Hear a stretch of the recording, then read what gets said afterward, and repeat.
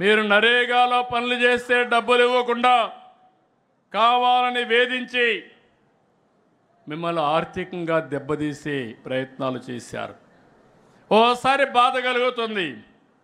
ఎప్పుడు రానటువంటి సంస్కృతులు ఇవన్నీ.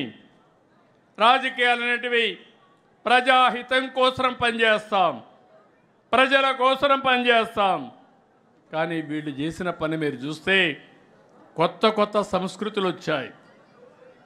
మనిషిని కొడితే లేకుంటే వాళ్ళని వేధిస్తే మళ్ళా రికవర్ అవుతారని కొత్తగా ఒక సంస్కృతి. ఆస్తుల్ని విధ్వంసం చేయడం. మనం పెట్టిన చెట్లు, అరటి తోట కానీ ఆరెంజ్ గార్డెన్స్ కానీ ఇలాంటి గార్డెన్స్ నరికేసి ఆర్థికంగా దెబ్బతీస్తే వాళ్ళని కుంగదీయచ్చని చెప్పి ఆలోచన చేసే రోజులు ఇవి.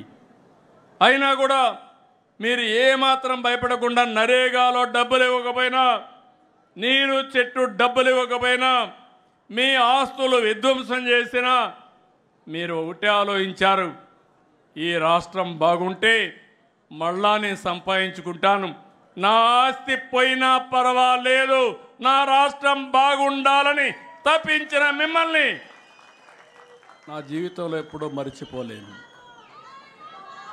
అలాంటి కేసులు చాలా చూశాను. అందుకే నేను ఒకటే చెప్తున్నా, ప్రతి ఒక్క కార్యకర్త చేసిన త్యాగాన్ని గుర్తుపెట్టుకుంటాం.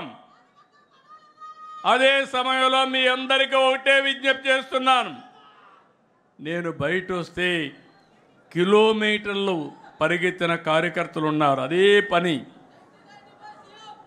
ఓసారి ఎన్నో ఇబ్బందులు క్రియేట్ చేసిన, ఇండ్లల్లో ఉండడానికి వీలు లేకపోయినా పార్టీ కోసం పనిచేశారు. ఎన్నో కేసులు పెట్టారు. మా తమ్ముడు చెప్తున్నాడు, తప్పకుండా 95 సీఎంగానే ఉంటా. మీకు డౌట్ ఏం అవసరం లేదు. మంచికి మంచిగా ఉంటా. ఎవడైనా చెడు చేసి తప్పించుకోవాలంటే తాట తీస్తా.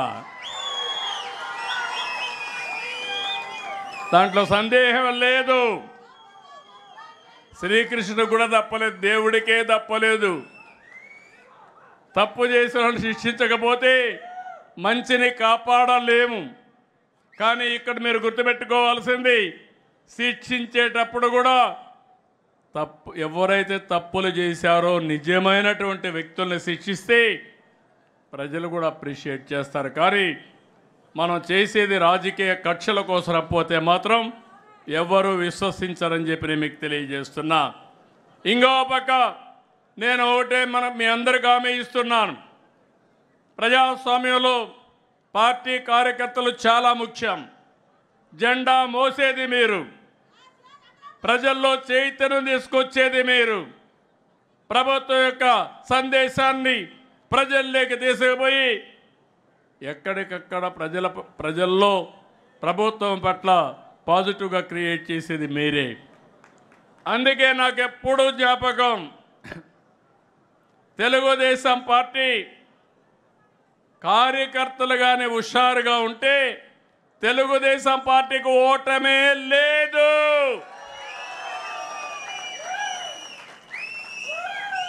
ఎప్పుడైతే కార్యకర్తలు హుషారు తగ్గుతుందో, జోష్ తగ్గుతుందో, అప్పుడే కొద్దిగా అపోజిషన్ పార్టీకి కొమ్ములు వస్తాయి.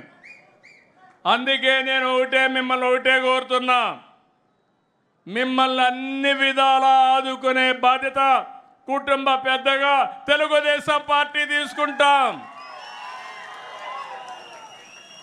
అదే సమయంలో మీకు గౌరవిస్తాం. వేదిక పై నుండి అందరికీ చెప్పాను, చెప్తూనే ఉన్నాను అందరు మంత్రులు కూడా, కార్యకర్త ఫస్ట్, నాయకుడు తర్వాత. నాయకులు వస్తూ ఉంటారు కానీ కార్యకర్తలు మాత్రం శాశ్వతంగా ఉంటారు. అదే సమయంలో కార్యకర్తలు ఆలోచించాల్సింది ఈరోజు రేపు ఎల్లుండి ఆలోచించండి, ఈరోజే ఆలోచించద్దండి. ఆ విషయంలో కూడా అందరం కూడా క్లారిటీ ఉండాల్సిన అవసరం ఉంది. సంక్షేమ కార్యక్రమాలు, అభివృద్ధి కార్యక్రమాలు అందరికీ చేస్తాం. కానీ తెలుగుదేశం కార్యకర్తకు గుర్తింపిస్తాం, ఎన్డీఏ నాయకులు గౌరవిస్తాం, పనులన్నీ మీ ద్వారానే జరగాలనేది నా అభిమతం అని చెప్పి మరొకసారి మీకు తెలియజేస్తున్నా.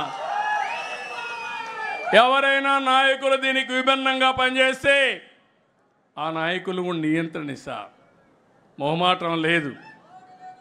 తెలుగుదేశం పార్టీకి ఒకటి శాశ్వతంగా ఉండాలి. మనం ట్రస్టీలు మాత్రమే, మనం పెత్తదారులు కాదు. తెలుగుదేశం పార్టీకి ఒక సిద్ధాంతం ఉంది. ఆ సిద్ధాంతం ప్రకారం కొత్తగా వచ్చిన వాళ్ళు కానీ పాత వాళ్ళు కానీ అందరూ అనుసంధానం కావాలి. అప్పుడే ఈ పార్టీ శాశ్వతంగా ఉంటుందని చెప్పి కూడా నేను మీకు తెలియజేస్తున్నా. అందుకనే మళ్ళీ మీ అందరికి హామీ ఇచ్చేది, ఎన్నికల ముందు కొన్ని హామీలు ఇచ్చాం ప్రజలకి, సూపర్ 6 హామీలు ఇచ్చాం. ఆ రోజు బయట నుంచి చూస్తే నాకు అనిపించింది అన్నీ చేయగలుగుతామని. నేను అనేక సార్లు చెప్పాను, అభివృద్ధి జరగాలి, సంపద సృష్టించాలి, ఆదాయాన్ని పెంచాలి, పెంచిన ఆదాయం ద్వారా సంక్షేమ కార్యక్రమాలు చేసి మళ్ళీ అభివృద్ధి ఖర్చు పెడితే నిరంతరం ముందుకెళ్తుంది. లేకపోతే అప్పులు చేసి సంక్షేమ కార్యక్రమాలు ఇస్తే కొన్ని రోజుల తర్వాత ఆగిపోతాయి. ఈరోజు అలాంటి పరిస్థితుల్లో మనం కూరకపోయాం. 9,74,000 కోట్ల రూపాయల అప్పులు. దీనికి వడ్డీ కట్టాలి, అసలు కట్టాలి. అభివృద్ధి ఆగిపోయే పరిస్థితి వచ్చింది. కానీ నా జీవితంలో ఎప్పుడు కూడా నేను ఓటమిని అంగీకరించను. తప్పకుండా ఈ రాష్ట్రాన్ని అభివృద్ధి చేసి నెంబర్ 1 స్టేట్గా తయారు చేసే బాధ్యత ఎన్డీఏ కూటమి తీసుకుంటాం.